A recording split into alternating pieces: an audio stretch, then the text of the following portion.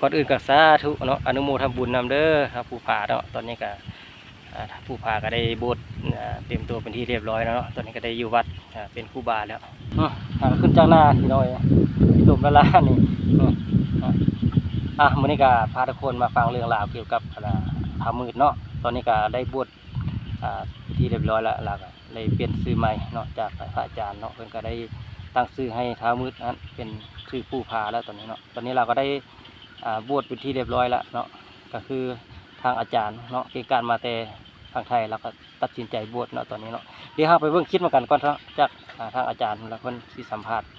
ทางผู้ผาเนาะหรือว่าเป็นครูบาแล้วเนาะตอนนี้เนาะเราก็บวชเต็มตัวแล้วเดี๋ยวเราพาทุกคนไปเบิ่งคลิปมากันก่อนบวชนี่ว่ามันบวชเรียนๆนะบ้านนี้อุทิศบุญให้ทุกสรรพสิ่งที่อยู่ในถ้ำและนอกถ้ำบอกญาติโยมบวชเท่านี้ที่อุทิศบุญอย่างนี้เดี๋ยวโอ้ยนี่มันนี่อย่างนี้ตัวนี้เจ้าไม่ร้อนหรอกกลัวหน่อยเพราะว่าเอาบอกญาติโยมบวชเท่านี้อุทิศบุญให้ไปนะก็ตั้งใจเอาวะอย่ามาก้องกันเลยแผ่เมตตาเนาะ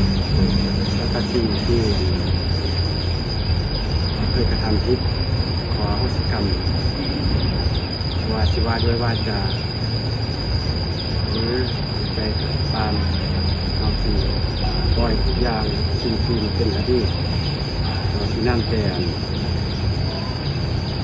ปัจจุบันชีวิตดีที่สุดช่วยเหลือสังคม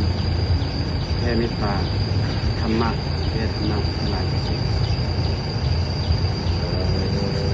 อนุโมทนาบุญเด้ออย่าลืมอุทิศบุญกุศลให้ทีมผู้เบนวิเตอร์มิโกแล้วก็คณะทำงานทั้งหมดเนาะนั่นแหละก็เป็นอานิสงส์เป็นกุศลผลบุญของกันอยู่วัดได้แบบนี้ตื่นแต่เช้าบิณฑบาตปวดอาวาสวิหารลานตะเจดีย์ทั้งหมด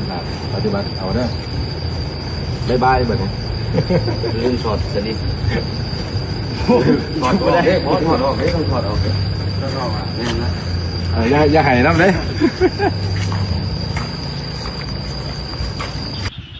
เนาะตอนนี้ทำมือกระไดบวชเป็นที่เรียบร้อยแล้วเนาะก็คือเป็นพระเป็นโจเป็นที่เรียบร้อยแล้วแต่การเล่าคือผ่านมาแล้วเนาะก็เราเคยเฮ็ดอย่างบุดีผ่านมาแล้วก็สิปล่อยวางเนาะก็ดีแล้วคิดดีทำดีต่อไปเนาะคนเฮามันสิได้ดีถึงว่าเฮาสิยังเว้าอย่างบ่เก่งก็ตามเนาะเพราะว่าเฮาก็บ่เคยเข้าวัดเข้าว่าแล้วก็บ่เคยบวชมาก่อนเนาะการเว้ากันว่ามันก็ยังบ่เก่งเนาะมันว่าแล้วก็มีแล้วที่เฮาคิดอย่างเฮ็ดดีๆเนาะเพื่อสังคมเด้การทำความดีมันบ่ได้มีสายเกินไปเสมอเนาะมันบ่ได้ยากกับที่ให้ความดีเนาะขึ้นแต่กับคนเฮาเนาะอยากสิให้ความดีหรือบ่นั่นแหละเนาะอันนี้ก็การจะสร้างความดีนั้นดีแล้วที่ทำมือเราตัดสินใจเข้ามาอยู่วัดพระอาจารย์เนาะเพิ่นก็สิสอนแต่แนวดีๆให้เนาะก็สิให้ทำมือนั่นแหละปฏิบัติตามเนาะก็คือทางอาจารย์ฝั่งไทยเพิ่นก็มาแนะนำให้เนาะการเป็นอยู่อีหยังก็แล้วก็คอยอบรมไปเนาะสั่งสอนไปฉะนั้นการที่เราจะคิดดีเฮ็ดดีทำดีมันเป็นสิ่งที่ดีต่อเราเนาะถึงว่าผู้อื่นเบิ่งเราในใดก็ตามถ้าเราเฮ็ดดีไปแล้วความดีมันสิแล่นมาหาเราอีกสาธุนำเนื้อมือเด้อตั้งใจพยายามเนาะอยู่นำวัดนำว่านี่นำพระอาจารย์เพิ่นสอนอะไรก็ให้เฮ็ดตามเพิ่นเนาะเพราะว่าผ่านมาก็คือเอาเฮ็ดอย่างแล้วมันทิ้งบุรีผ่านมาแล้วเนาะตอนนี้เราก็มาเริ่มต้นใหม่เริ่มต้นชีวิตใหม่เนาะทำความเป็นสิ่งดีๆก็คือยังยัง3 คน 4 คนนะเนาะก็เขาเจ้าสิยังบวชให้บ่หรือว่าแนวใดก็บ่ฮู้อันนี้เนาะก็คือยังบ่ได้เห็นเนาะก็คือทำมื้อนี้เราเฮ็ดดีแล้วเราคิดถึกแล้วเนาะหลังจากอดจะทำแล้วก็ตัดสินใจมาอยู่วัดน้ำยาพ่อพระอาจารย์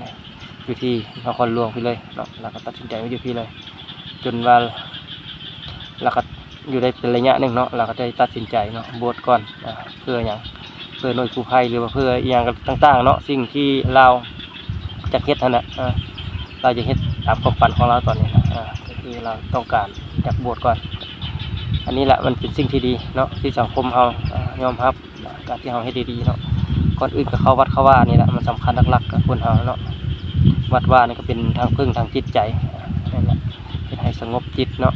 ทุกคนสามารถเข้ามาอยู่ในวัดนี้เนาะอันนี้ก็ แนวทิ้งที่ดีที่สุดละก็สาธุนำเด้อมือเด้ออนุโมทนาบุญนำ